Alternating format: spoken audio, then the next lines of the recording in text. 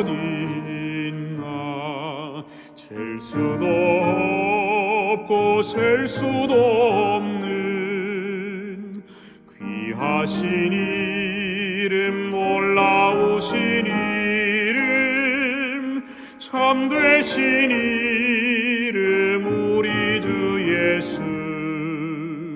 주 예수 이름 내가 생각할 때 내 마음속에 기쁨 넘치네.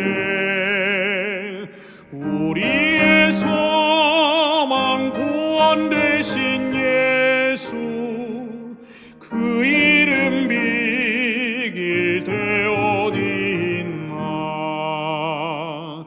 비탄에 빠진 가련한 내 영혼, 슬픔의 안개에 지고 나와 샘솟는 새 생명을 다시 얻어 쓰라린 상처함으로 떠나.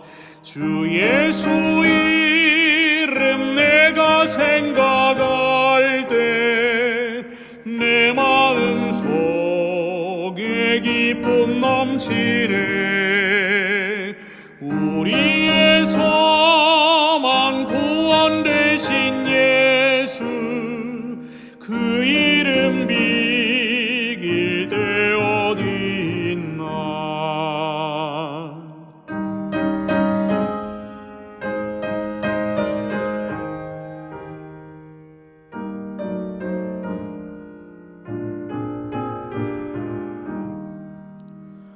이 세상 모든 것이 없어져도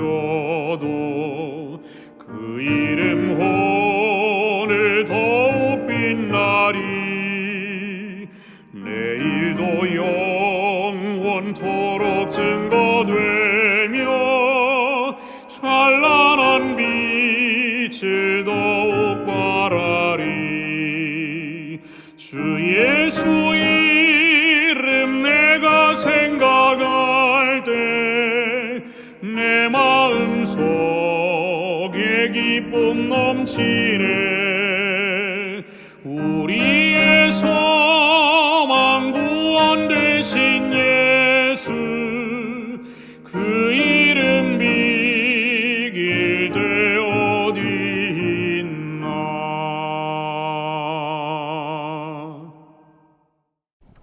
안녕하십니까. 저는 오늘 화요일 저녁과 그리고 이번 안식일에 여러분과 함께 말씀을 나누게 될 김한수입니다.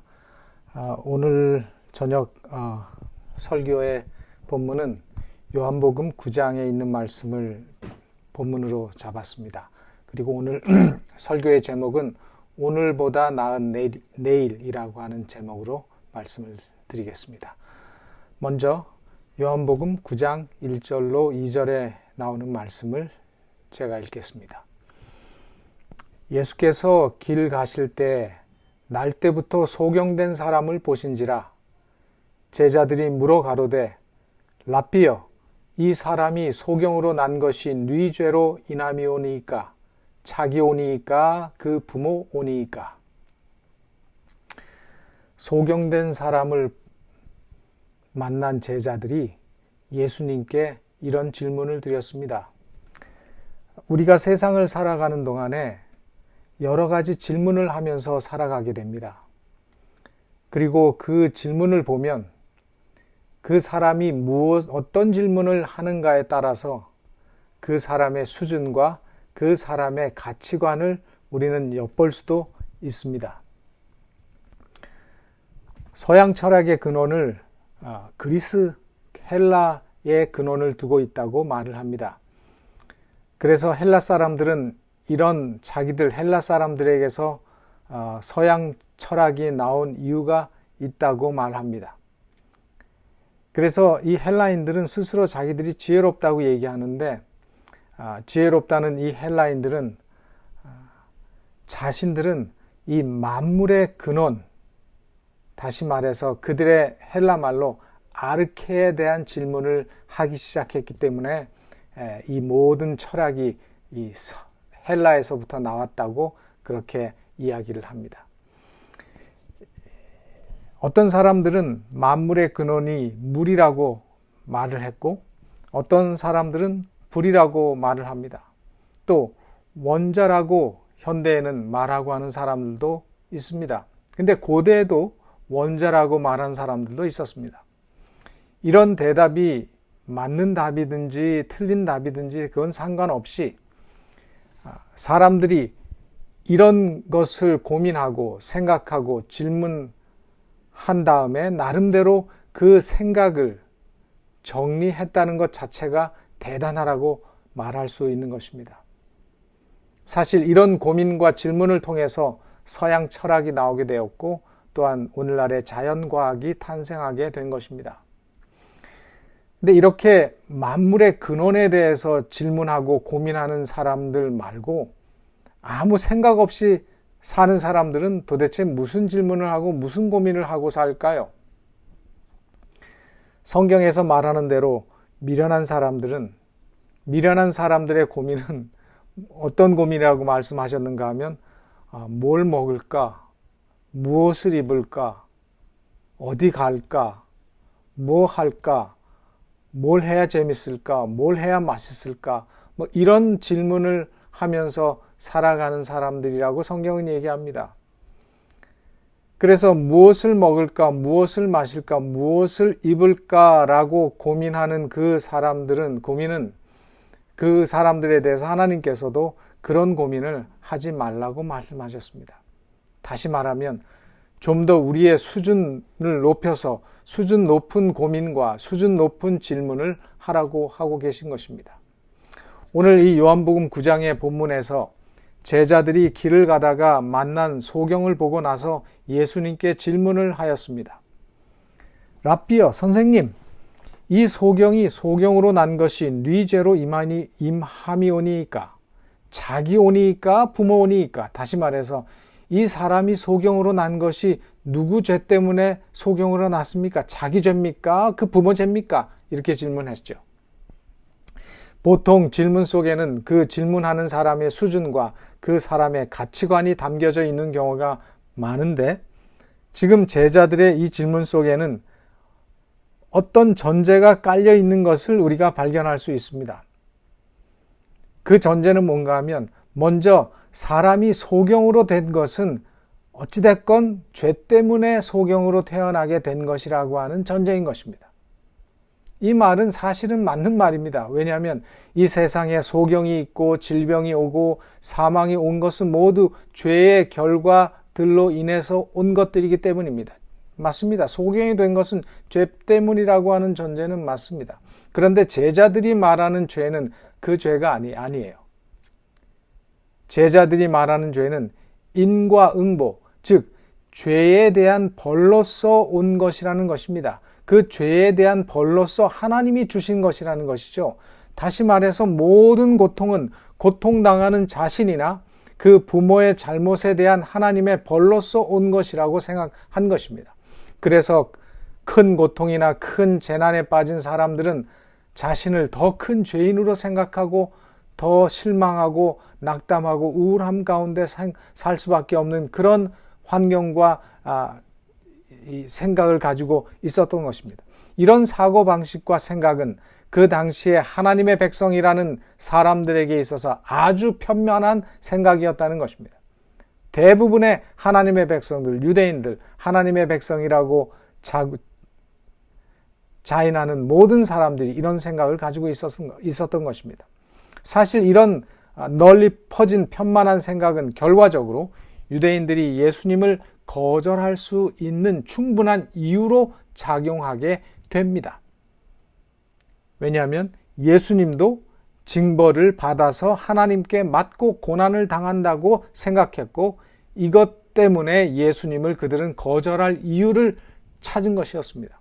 그래서 이것 때문에 그들은 예수님을 거절할 충분한 이유가 있었습니다. 이처럼 사단은 틈만 있으면 우리의 마음속에 잘못된 생각들을 집어넣어서 우리로 하여금 엉뚱한 길로 가게 하고 결국은 멸망의 길로 우리를 인도하는 것입니다. 그래서 우리는 정신을 차리고 말씀에 집중을 하면서 성령의 은혜를 구하는 생애를 살아야 하는 것입니다.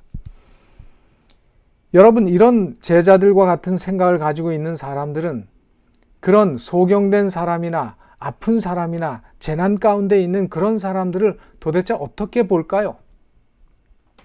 이런 생각을 가지고 있는 사람들은 이렇게 아프고 연약하고 고통당하는 사람들을 보면서 그들은 동정하지 않았습니다.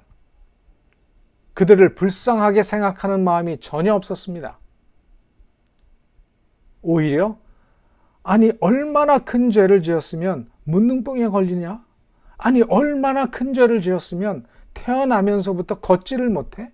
아니 얼마나 큰 죄를 지었으면 태어나면서부터 소경으로 태어나나? 이런 생각을 가지고 있었죠.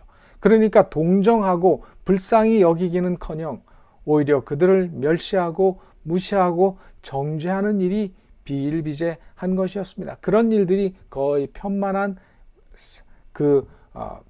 배경이었습니다.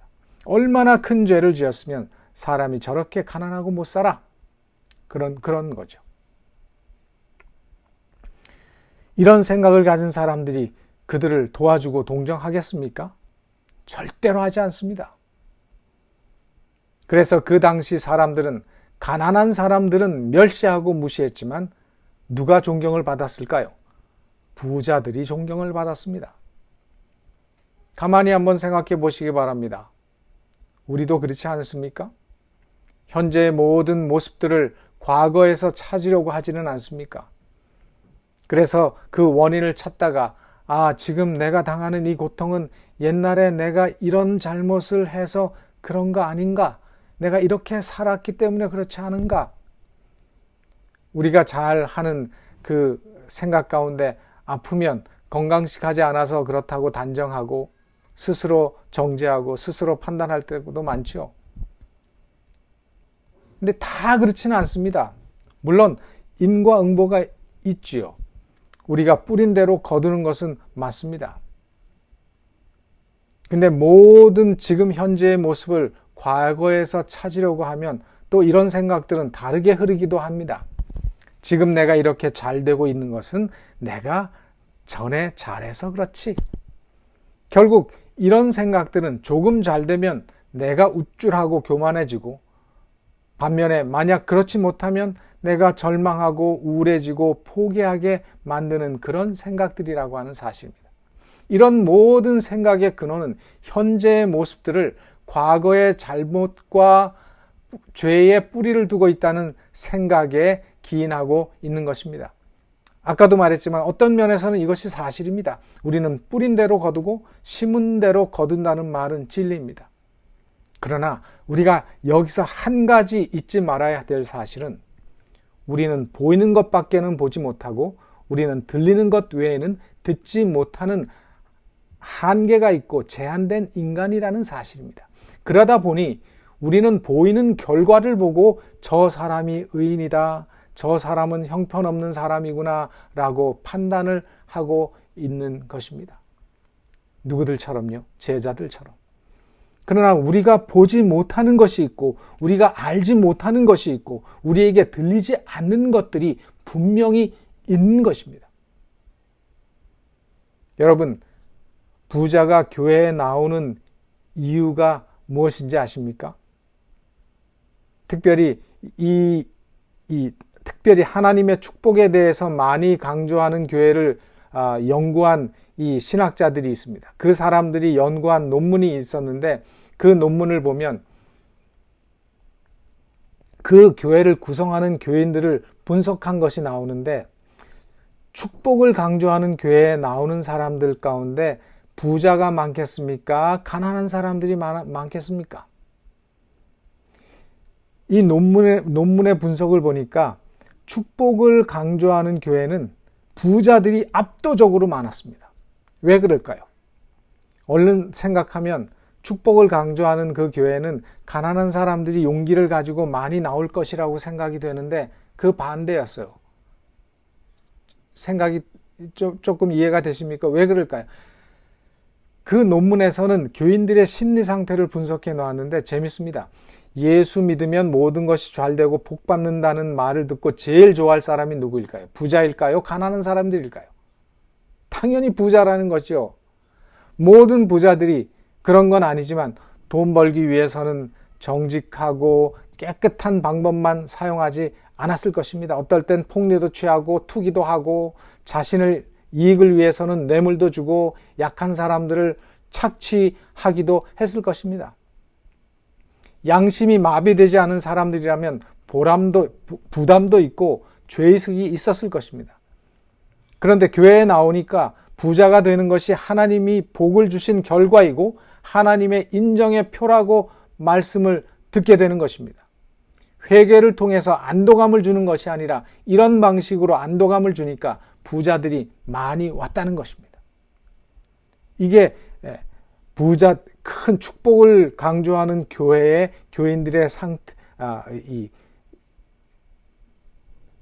교인들의 그 분류를 보면 부자들이 훨씬 많았다는 것입니다. 이것은 바로 하나님의 말씀에 대한 이해와 적용이 잘못된 것에부터 잘못된 것입니다. 그래서 여기서 말씀드리려고 하는 것은 어떤 결정론이나 운명론의 명제를 내세우면 안 된다는 것입니다. 다시 말해서 우리는 절대로 결과를 보고 이유를 판단하는 것은 실수하고 잘못될 수 있다는 것을 우리는 기억해야 한다는 것입니다. 이미 우리는 경험적으로 이 세상에서 우리가 살아가면서 경험하는 일을 보면 그 반대인 경우도 많다는 사실입니다. 그죠? 지혜자 솔로몬은 그 사실을 전도서에서 잘 보여주었습니다. 전도서 8장 10절로 14절에 보면 내가 본즉 악인은 장사 지낸 바 되어 무덤에 들어갔고 선을 행하는 자는 거룩한 곳에서 떠나 성읍 사람에 잊어버린 바 되었으니 이것도 헛되도다. 악한 일의 징벌이 속히 실행되지 않으므로 인생들이 악을 행하기에 마음이 담대하도다. 죄인이 100번 악을 행하고도 장수하거니와 내가 정령이 안 오니 하나님을 경외하여 그 앞에서 경외하는 자가 잘 될 것이요 악인은 잘 되지 못하며 장수하지 못하고 그 날이 그림자와 같으리니 이는 하나님 앞에 경외하지 아니함이니라. 세상에 행하는 헛된 일이 있나니 곧 악인의 행위대로 받는 의인도 있고 의인의 행위대로 받는 악인도 있는 것이라. 내가 이르노니 이것도 헛되도다. 바로 여기 지금 우리가 전도서 8장에 읽은 말씀처럼 솔로몬은 바로 이론이 아닌 현실 세계를 보여줍니다. 악한 일의 징벌이 속히 실행되지 않으므로 인생들이 악을 행하기에 마음이 담대하고 악한 사람이 성공하고 12절에 죄인이 100번 악을 행하고도 오래 살고 한 번도 아니고요. 계속 100번 그래도 심판이 그에게 임하지 않는다는 것입니다. 그래서 악인의 행위대로 받는 의인이 있고 의인의 행위대로 받는 악인도 있다는 것입니다. 이 말은 뭐죠? 악인이 받는 그런 징벌을 당하는 경우도 있고 악인인데 의인이 받을 그 축복을 경험하는 경우도 있다는 것입니다. 그렇기 때문에 이 모든 것이 헛되다고 이 세상에서 헛되다고 말씀하면 그래서 이 전도자 솔로몬도 그것을 이해할 수 없는 부분이라고 말씀하면서 이 세상에서는 모든 것이 뒤죽박죽이고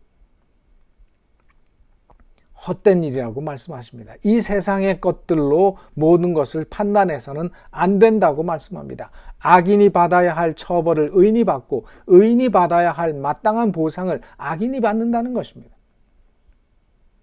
여기서 솔로몬이 말하는 것은 욥의 친구들처럼 너는 고통을 당하고 있으니 그것이 내가 의인이 아님을 보여주는 것이다 라고 말하는 것이 아니죠. 그렇다고 심판이 있어야 하는데 심판이 없는 것을 보니 심판도 없고 하나님도 없으니 그냥 대충 인생을 즐기면서 살아라 라고 말하는 것은 더욱더 아닌 것입니다. 반면에 솔로몬은 피해자의 편에 섭니다. 그리고 말하기를 고통을 하나님의 벌이라고 볼 필요가 없다는 것입니다. 또 이 세상에 행복해 보이는 것, 돈 잘 벌고 장사 잘 되고 하는 것이 또한 하나님의 축복이라고 꼭 볼 필요도 없다는 것입니다. 볼 수도 없다는 것이죠. 솔로몬이 피해자의 편에 선다는 말이 무엇인가? 하나님은 이 땅에서의 복과 이 땅에서의 편안함보다는 하나님은 우리를 구원하시기를 원한다는 것입니다. 자신이 죄를 지어서 그 결과를 받고 있든 아니면 억울하게 당하고 있든지 상관없이 하나님은 그 사람들을 모두 구원하기를 원하신다는 것입니다. 여기서 다시 본문으로 돌아가서 예수님께서 어떻게 이 제자들의 질문에 대답을 하셨는지 여러분 보십시오. 요한복음 9장 3절로 7절입니다. 예수께서 대답하시되 이 사람이나 그 부모가 죄를 범한 것이 아니라, 그렇죠? 예수님도 분명히 말씀하셨죠. 그에게서 하나님의 하시는 일을 나타내고자 하심이니라. 때가 아직 낮음에 나를 보내신 이의 일을 우리가 하여야 하리라. 밤이 오리니 그때는 아무도 일할 수 없느니라. 내가 세상에 있는 동안에 세상의 빛이로라. 이 말씀을 하시고 땅에 침을 뱉어 진흙을 이겨 그의 눈에 바르시고 이르시되 실로암 못에 가서 씻으라 하시니, 실로암은 번역하면 보냄을 받았다는 뜻이라. 이에 가서 씻고 밝은 눈으로 왔더라. 자, 예수님께서 이 말씀 속에서 이 소경이 왜 소경되었다고 말씀하셨습니까? 예수님께서 분명히 말씀하셨죠. 소경된 이유는 하나님의 하시고자 하는 일을 나타내시기 위해서라고 하셨습니다. 얼마나 멋진 말입니까? 얼마나 멋있는 말입니까? 하나님의 하시고자 하는 일을 나타내시기 위해서 이 사람이 소경되었다. 여러분, 그러면 하나님이 하시는 일이 뭐예요? 하나님이 하시는 일이 무엇입니까? 하나님이 하시는 일은 분명하잖아요. 우리를 살리고 우리를 죄의 속박에서 우리를 구원하시는 것입니다. 이것이 하나님이 하시는 일이고 하나님이 하시기를 원하시는 일입니다. 그리고 성경은 예수께서 그 소경의 눈을 뜨게 해 주셨다고 기록하셨습니다. 침을 뱉어 진흙을 이겨 그의 눈에 바르시고 실로암 못에 가서 씻으라 하시니 가서 씻고 밝은 눈으로 왔다.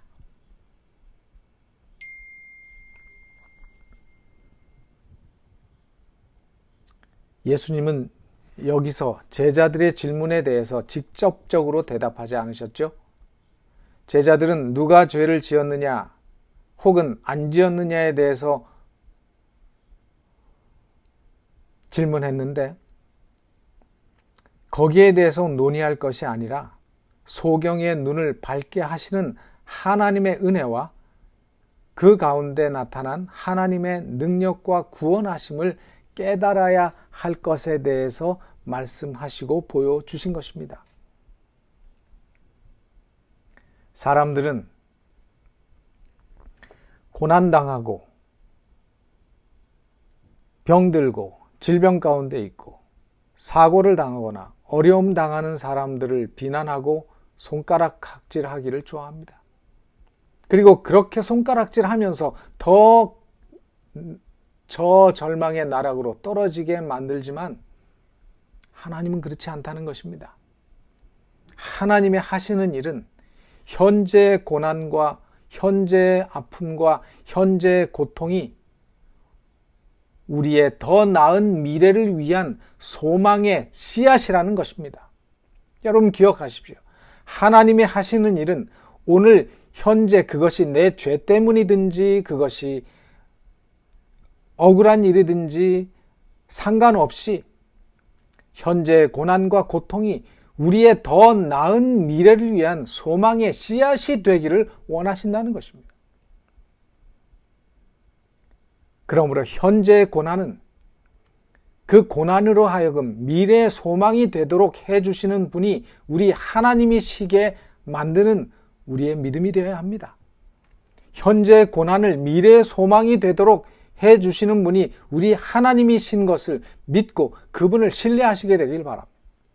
이것이 우리가 믿고 신앙하는 기독교의 하나님이고 우리 믿음이 세상의 다른 종교와 확연히 다른 점인 것입니다.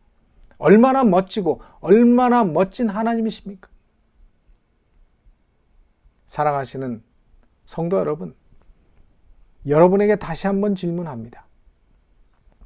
왜 이 소경이 소경이 되었습니까? 자신의 죄 때문도 아니고 그 어머니의 죄 때문도 아니고 그 부모의 죄 때문도 아니고 예수님의 대답은 하나님의 일을 나타내시고자 그가 소경이 되었다는 것입니다. 다시 말해서 하나님의 구원하심과 하나님의 은혜를 보여주고 그에게 미래의 영광을 보여주기 위해서 그에게 미래의 영광을 주시기 위해서 소경이 되었다는 것입니다. 지금 현재 그 사람이 소경된 것은 과거 때문이 아니라 미래를 위한 것이라는 것입니다. 이것이 예수님께서 오늘 우리에게 가르쳐 주시고자 하는 귀한 교훈이고 이것이 예수님께서 오늘 우리에게 깨닫게 되기를 원하시는 귀한 교훈인 것을 기억하시기를 바랍니다. 예수님께서 초점을 맞추시는 것은 과거가 아니라 바로 오늘 현재와 미래를 위한 것이라는 것입니다. 오늘 우리의 사고의 틀도 우리의 믿음의 틀도 이렇게 바꾸어지시기를 간절히 바랍니다. 욥기 23장 10절에 그가 나를 단련하신 후에는 내가 정금같이 나오리라 말씀하셨습니다. 여기서도 이 말씀의 강조점이 무엇입니까? 강조점은 단련에 있는 것이 아니라 바로 정금에 있는 것입니다. 왜 오늘 현재 우리에게 고통이 있고 오늘 우리가 왜 힘들고 어려움 속에서 살고 있습니까? 왜 오늘 우리가 단련을 합니까? 오늘 왜 우리가 운동을 하고 오늘 왜 우리가 훈련을 합니까? 오늘 왜 우리가 믿음의 길을 가고 있습니까? 그것은 바로 우리가 정금같이 나오기 위함이라는 것입니다. 미래를 위한 것이라는 것입니다. 그러므로 예수 그리스도를 믿는 사람들은 오늘보다 내일이 더 나아져야 할 사람들입니다. 예수 믿는 사람들은 오늘보다 내일이 더 성숙되어져야 하는 사람입니다. 오늘보다 내일이 더 예수님께 하나님께 가까이 나아가야 할 사람들입니다. 왜냐하면 하나님께서 우리 앞에 더 많은 영광과 미래를 준비해 놓고 계시다는 것을 우리가 믿기 때문에 그렇습니다. 그래서 진정한 그리스도인은 현재의 내가 처한 상황 때문에 절대로 절망하지 않습니다. 왜냐하면 하나님께서는 바로 오늘 고난을 통해서도 오늘 우리의 연약함을 통해서도 오늘 우리의 아픔을 통해서도 우리의 미래를 위대하게 영광스럽게 만들 수 있는 능력의 분이시기 때문입니다. 더 이상 과거의 경험에 더 이상 과거에 내가 옛날에 이렇게 살았어. 내가 이렇게 많은 일을 했어. 이런 과거의 영광에 묻혀 살지 마시기 바랍니다. 또 반대로 내가 과거에 아픔이 있고 내가 죄를 지었고 하나님 앞에서 떳떳하게 살지 못했던 그 과거의 감옥에도 머물러 있지 마시기 바랍니다. 지금 현재의 모습은 이 정도이지만 또 하나님을 의지하면서 말씀으로 무장하고 하나님의 인도하시는 길로 나아갈 것을 결심하시게 되길 바랍니다. 이런 삶을 살면서 이런 목표를 세우고 전진하는 백성이 하나님의 백성입니다. 사랑하는 성도 여러분, 세상은 그렇게 희망적인 것처럼 보이지 않습니다. 기상은 점점 악화되고 온 세계 기상 이변과 또 산불과 자연재해들이 끊임없이 일어나고 있습니다. 저희가 사는 이 시애틀 지역도 얼마나 이 여름이 더운 날이 많아졌습니까?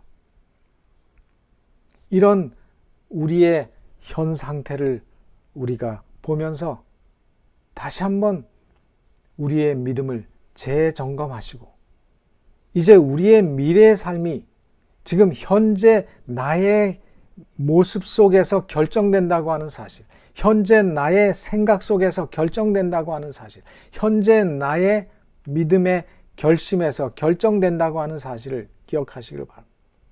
이제 우리의 미래의 삶이 우리 앞에 펼쳐져 있습니다. 믿음으로 순종하고 말씀에 집중하시고 충성하면서 헌신하시는 하나님의 백성들이 되시길 바랍니다. 코로나로 인해서 많은 세상의 신앙의 모습들이 바뀌어지고 있습니다. 교회의 문화가 많이 바뀌어지고 있습니다.